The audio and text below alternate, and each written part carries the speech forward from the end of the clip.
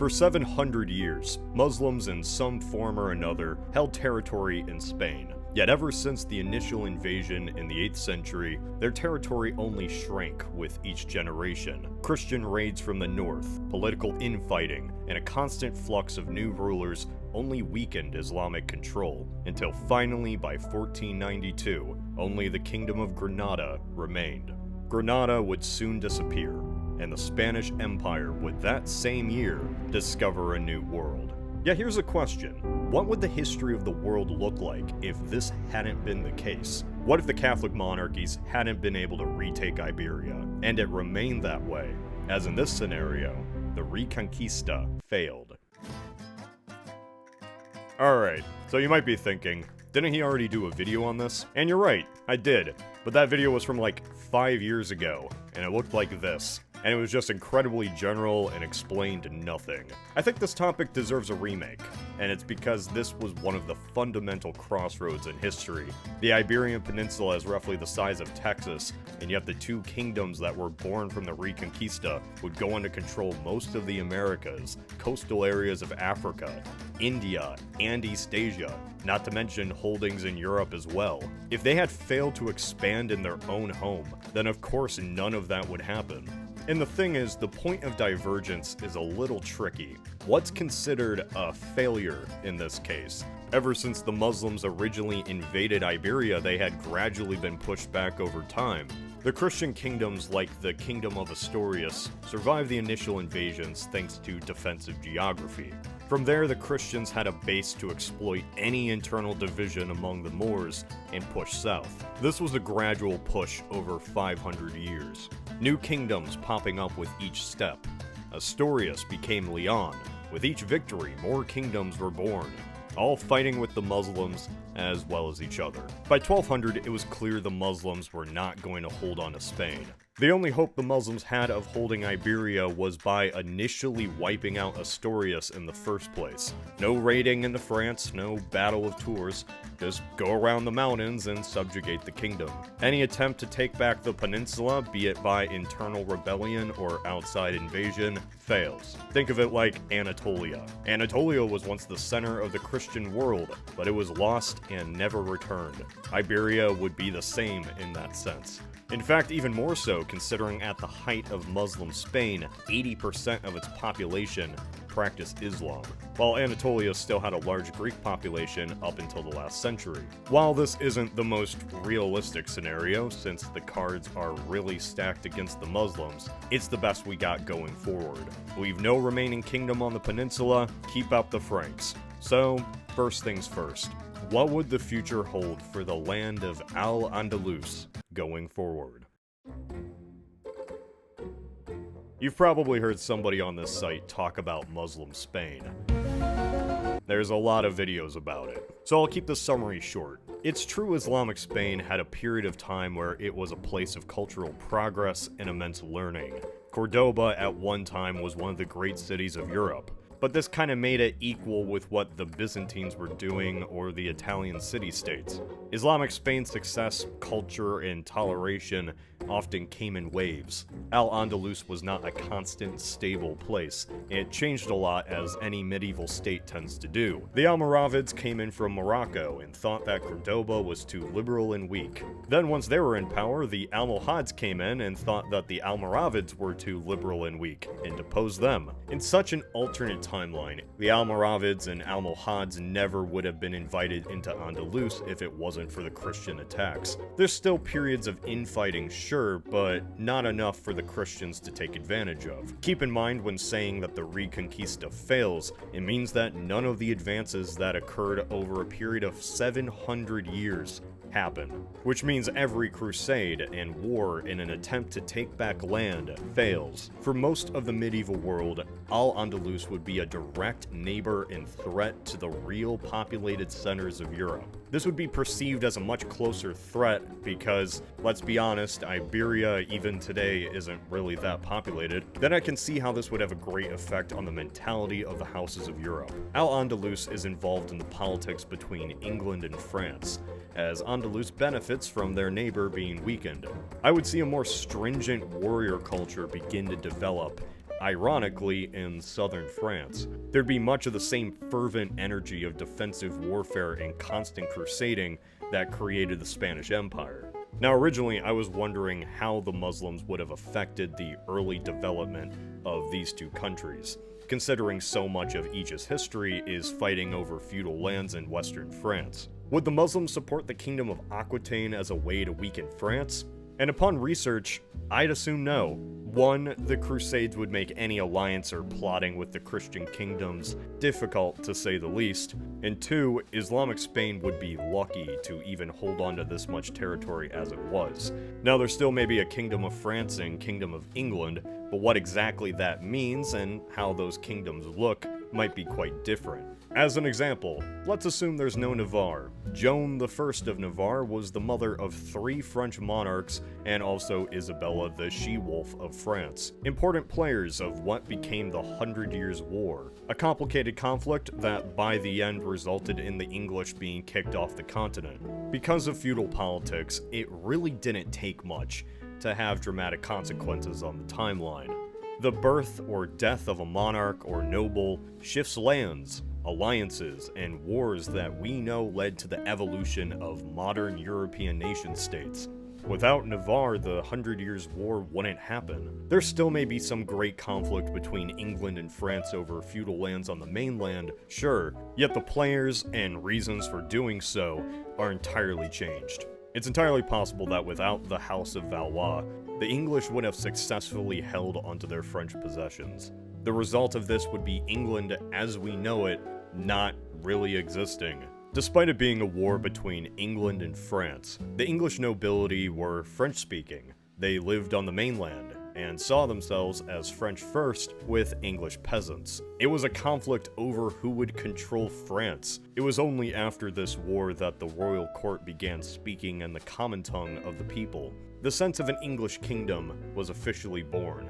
Without Navarre and perhaps constant Muslim harassment from the south, the House of Valois is weakened in this alternate conflict, allowing the English to gain an advantage in the war. Security was a major factor in the stability of a monarch, and if Valois couldn't protect their own borders in the south due to an overstretched military, then their support among the French nobility absolutely collapses. The English may be able to come in and declare themselves the defenders of Christianity, in the process holding onto their French possessions, defeating the Valois, and unifying both regions as simply France. Going forward, the French culture in the aristocracy doesn't go away, and the French only continue to shape the culture of the British Isles, becoming at least a second language for the educated in society. The English, or Anglos as they'd be called, become just one of the many ethnic groups throughout a giant kingdom, alongside the Bretons, Galatians, and Occitans. How long this union may last, I can't say.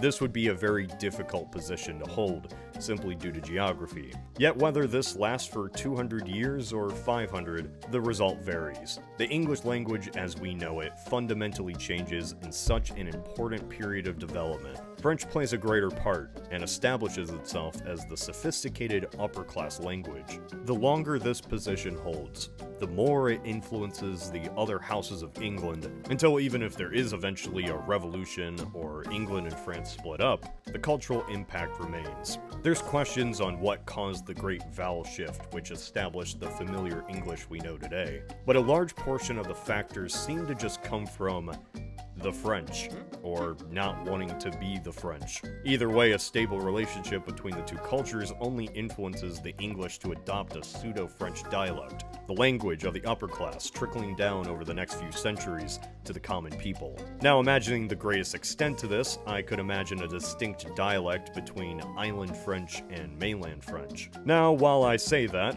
there is one factor that really kicked the French language out of England, when Henry VIII tried to divorce his wife, Catherine of Aragon, and the English Reformation began. In our timeline, in 1492, Columbus sailed that big ol' blue. This was the year that changed Europe forever. Yet in this alternate timeline, it would just be another year. Even without the Reconquista, Europe is already fundamentally changed without the Age of Discovery. Without Iberian monarchs or nobles exporting to other parts of the continent, even nations far flung from the Mediterranean still would fundamentally change. Different rulers, houses, and wars that I literally cannot predict. This is like pressing random at the start of a paradox game. So while the kingdoms I talk about in this section are still the ones in our own timeline, keep in mind they most likely would not be. I still think the Holy Roman Empire and Italian states would exist in some form. They'd be changed in ways I can't predict, so take this all with a grain of salt. It's entirely possible that due to hundreds of years of alternate feudal politics, somehow a great duke comes to power in Swabia and entirely redefines Central Europe. Or perhaps the Italian city-states reunite under the Vatican. But for the sake of keeping things understandable, I'm going to assume the kingdoms we're familiar with don't fundamentally change, at least in Central Europe up until the 15th century. First off, the Italian peninsula. It's most likely that without Aragon, the French, specifically the Anjou House, would hold the Mediterranean islands of Sicily, Corsica, and Sardinia, as well as the Kingdom of Naples, or at least they would aim to. Al-Andalus would provide the Muslims with a more stable ground to control the Mediterranean, so it's possible there is a series of constant wars and skirmishes over these islands. But as interesting as fighting over islands is, there's a greater event on the horizon, or in this case, not on the horizon. While some events seem inevitable, the Reformation, and I'm going to have a lot of Protestants hate me for this, was not. At least the specific Reformation that we think about. Some general reform would always be called for, of course. However, the real reason the Reformation was able to take off in the North like it did was, at the end of the day, politics. Without the Reconquista, the Reformation loses two major factors that helped kick off the whole thing in the first place: Charles V and Henry VIII. First, Charles V, ruler of this and overseer of this, was a descendant of Ferdinand II of Aragon. Without Spain, he is never born, and the Habsburg territory remains just within Central Europe. Alongside this, there is an alternate line of Habsburg royals. Perhaps they wouldn't even have the whole, inbreeding thing. Anyway, Charles V oversaw the rise of Martin Luther, and tried everything in his power to stop him. The only problem was, Luther's teachings caught on like wildfire, especially with the nobility, and it was ironically because of Charles himself. Northern Europe wished to not be tied to the Catholic Church, and also exploit the new land opportunities that came from independence, as other nobles were not simply tired of Catholic lands in their territory, but the increasingly autocratic nature of Charles V. Without Charles, the initial spark of the Reformation may not have grown as it did in our timeline. I mean, it's always possible that some ruler would inspire equal amounts of hatred, yet Charles was in the wrong place at the wrong time, and he certainly didn't help the situation. Now, as for the other king, Henry VIII, he probably wouldn't have existed either, considering the alternate few centuries of lineage. But even if he had, the entire basis of his split from the church was to divorce his wife, Catherine of Aragon. So even if there was still a Henry, there would not be a divorce that kickstarts his split from the church, inspiring other nobles to do the same. Even if something like the Reformation still occurred thanks to the printing press and other factors, it'd be less widespread without the initial actions of two monarchs related in some way to Spain. This alternate timeline is already a major butterfly effect. For instance, if the House of Valois had been weakened in the 100 Years' War, it's possible the Netherlands just doesn't exist. Dutch identity certainly doesn't without the wars of independence from Spain, as well as Protestantism, which defined the nation. Now that I think about it, this whole alternate timeline really just seems like an elaborate way to make sure the Dutch never exist. While I can go through every single European kingdom and how it'd be altered, things are about to change anyway. A world without the Portuguese and Spanish, as I'd imagine you've been waiting for, would have one major implication. Our modern world, the colonization of the Americas, even down to the food we eat, came from this age of discovery and all the ramifications thereof. The best thing to just assume is global history past 1492 doesn't happen at all like in our own timeline. Once Columbus reached the Americas, that was what dominated the rest of the millennium. So with that said, this alternate timeline is simply one possibility. The best thing to do is focus on the society of Al-Andalus first. Had they still controlled Spain, the Muslims would have had to have a very stable society. If they had followed the same inner turmoil and ages of Taifa like in our own history, then their Christian neighbors would have taken advantage and seized the land anyway. So the only possible Al-Andalus in this alternate timeline not only has to be stable, but strong. Like, the golden age of Cordoba simply didn't end. The natural advantage of their geographic position only brings in more trade, culture, and science to raise up the society. And they also have a military force that can keep the medieval French at bay. Much like how Spain was a society built from war, Al-Andalus would be as well. It'd just be, in this case, from a constant siege mentality. And their southern and Muslim neighbors would not help, as the Islamic medieval age was filled with just as many feudal squabbles and politics as in Europe, and no greater competitor would exist for Cordoba than the Ottoman Empire. Keep in mind, Cordoba declared itself a caliphate. It's like declaring a second pope or a second Rome, which the French tended to do a lot actually. But the point is, the Ottomans, with the seizing of Constantinople, saw themselves as taking two mantles. They were both the new Rome as well as the new caliphate, and there could only be one caliphate. Well, there had been multiple caliphates, but they all said they were the real one and they didn't get along. Same thing here. The Ottomans and Cordoba would be the west and east of the Islamic world, on opposite ends of the Mediterranean. Since the 700s, Muslim naval technology has only improved. In our timeline, the Portuguese built the caravel, a ship purposely designed for the high seas, inspired by triangular-shaped Portuguese fishing boats that sailed quickly on the Mediterranean. But these were designs that, in themselves, were inspired by North African ships. I'm not saying North Africans invented the caravel, they did not. However, they did inspire the prototype version of the design. I know, that's very far removed. The point is, I could imagine in some form an evolutionary parallel. Cordoba uses a similar design for their own ships that just so happen to resemble caravels. Cordoba would then attempt to expand into the Atlantic. Not simply to get into the spice trade, though that might be a factor later on, but to access the west coast of Africa. Before there was a breakdown in the spice trade, which inspired the initial voyages into the Atlantic, Portugal in our timeline was already building a mini trade empire themselves, just by sailing to receive gold, ivory, and slaves from the coast. The Islamic world had slavery just as the Portuguese. It was just that the slave drive went through the Sahara and not by sea. But it isn't crazy to imagine that Cordoba might wish to quicken or double this trade by using naval routes. So despite having different societies, a drive for the resources of West Africa, thanks to their particular location, would be similar. A similar drive inspires innovation, and we know Cordoba was certainly good with science. That mentality translates into new fields like navigation and shipbuilding. It's likely this West African trade would only expand, making the Cordobans rich to much of the worry of their neighbors and the Ottomans. This is a trade that only snowballs, allowing the Muslims to invest more into seafaring, eventually building their own equivalents to the caravel.